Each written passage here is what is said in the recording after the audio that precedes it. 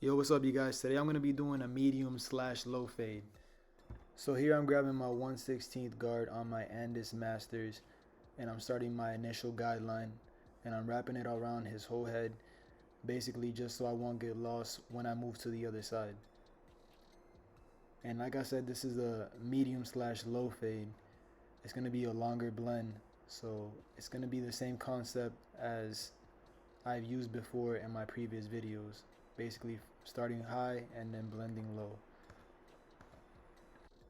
Now with my WAHL seniors, I'm going to be using different colored guards or clips. That way it's easier to follow. My 1.5 guard will be pink. So this is my 1.5 guard, and I am creating another line right above that 1/16th that I did with my ANDIS Masters.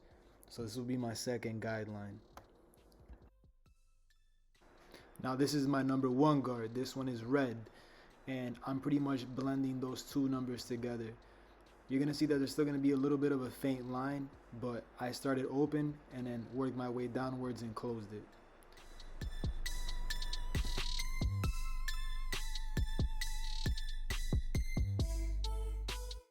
So this is my number 2 guard. It's a purple guard, and I'm pretty much creating another line right above the 1.5 line that I made, so that I know when I come back, the only difference between that 2 closed is the 1.5 open. So here I grab my 1.5 and I open it, and those two numbers blend right in. And like I said before, there's still like faint lines, but this is where the process of repeating your steps starts eliminating those lines. So here I'm repeating all my steps and I'm working my way from open to closed. And you'll see that all of the lines will start blending in.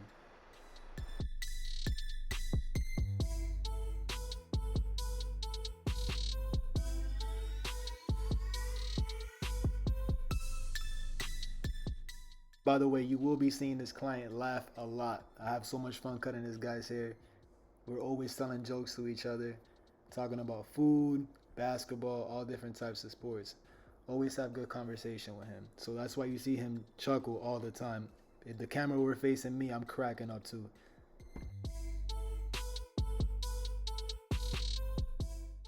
Like I said before, repeat, repeat, repeat. Repeat those steps from the first one all the way to the last, and then work your way backwards, and you'll see those lines start to blend in like nothing.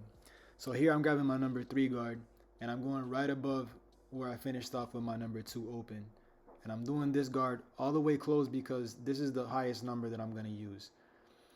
And there's not much of a line there, but I'm pretty picky when it comes to certain stuff, and I'm going to go back like I do right here with my number 2 open and closed. And I'm applying pressure as I start and releasing pressure as I get to where I did the number 3 closed, and retracing my steps as I told you guys before.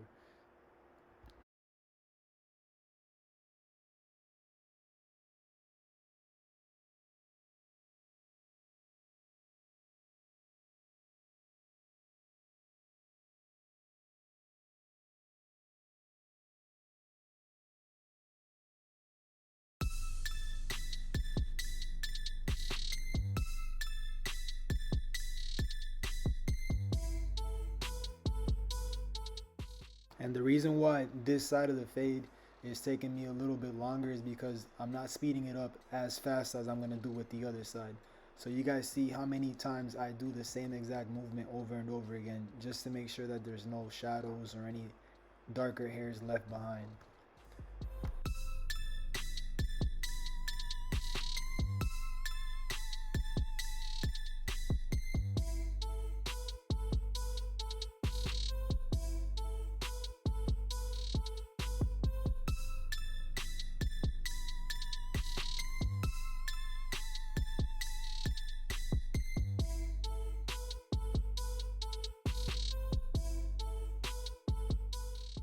Alright, so moving on to the final step, I'm taking off that 1/16th guard. Now I'm working with the no guard on my ANDIS Masters and picking up where I left off with the 1/16th close, which was right above the ear.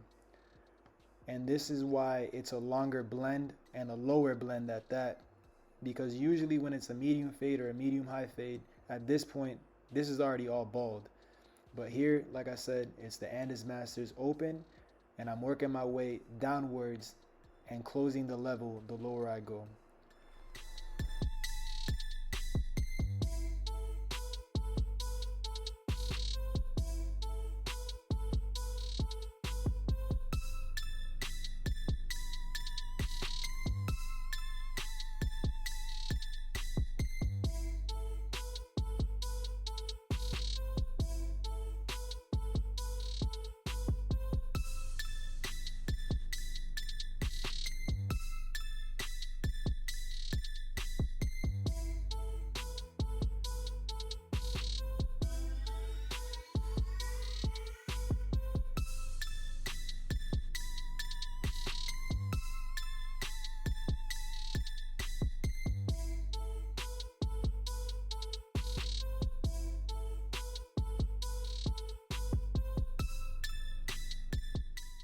And here I'm using my BABYLISS Skeleton FX trimmers, and I'm just erasing that last and final line. And like I've told you guys before in my other videos, there's no line left behind here because all of my trimmers are set in a way that they cut right underneath my ANDIS Masters clothes. And here I probably saw a couple darker hairs in the area, and I'm just going back and retracing my steps to make sure that everything is nice and smooth. So here I'm doing some trimmer over comb, clipper over comb, trimmer over comb, either way.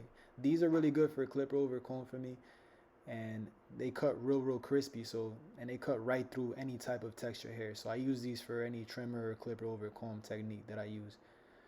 And I'll probably post another video in the future on exactly how I do clipper over comb. For now, I'm just gonna do this, and then I'm gonna go back and hit like these little darker hairs that I couldn't get with a machine, because I know that if I grab my clipper and start trying to eliminate any of these lines, I'll just probably leave a light spot, and that's exactly what I'm not trying to do. This is a little bit more advanced technique that I've learned over time from different barbers, and I always give credit where credit is due. This specific technique I use from Shannon the barber, or S-Craft Blends. I used to work with him, and he taught me about the shear over comb and just digging out at specific hairs that just eliminate that fade or transition line, and that just does it perfectly. So shout out to Shannon for that one. And you know, just here touch up work.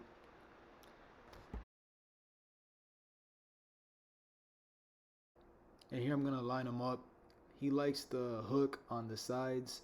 Sometimes he does, sometimes he doesn't. At this haircut, he did want them. And if you're doing a lower fade, there's gonna be some hair left over, so you want to make sure that you give him a nice little lineup. I do the corners of his lineup. I don't do the front entirely. You'll see that I'll do the middle, but nothing too crazy. And like I told you guys, I'm speeding up this side just because you guys saw what I did on the other side, and everything you do on one side, you're gonna do on the other. So once this is over, I'm gonna go back and finish up the lineup.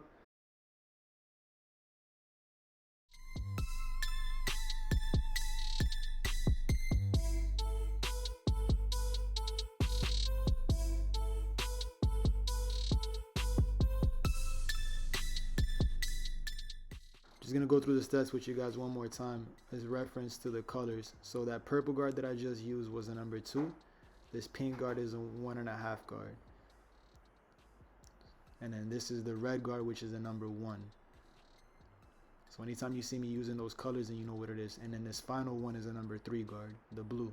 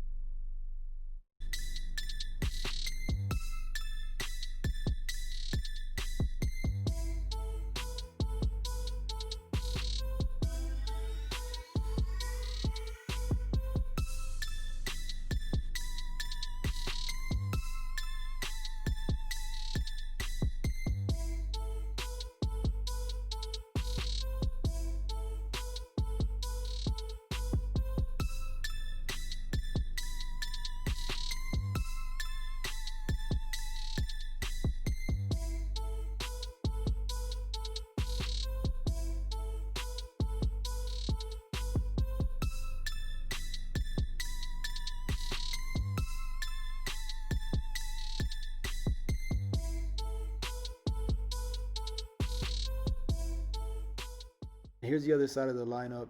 Like I said, I'm just doing this corner spot.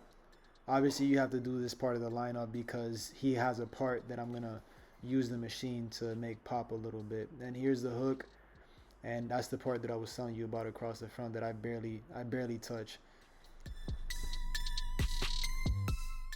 Here I am with my Babylist doing the part and brushing the parted hair downwards. He's not gonna cut anything off the top. He likes the length of where it's at. I'm just gonna blend in the other side, and I just sprayed some water there to do the hair inside of the part. I don't really like putting too much shave gel in there just because it blends in with whatever product he has in his hair.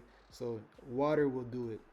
And here I'm just doing some touch-up work with my shears, and I'm just trying to give it that V look or that drop look in the back, because that hair does like to be brushed down, or at least he does like to brush it down. And you know, just giving it that V effect with my machines.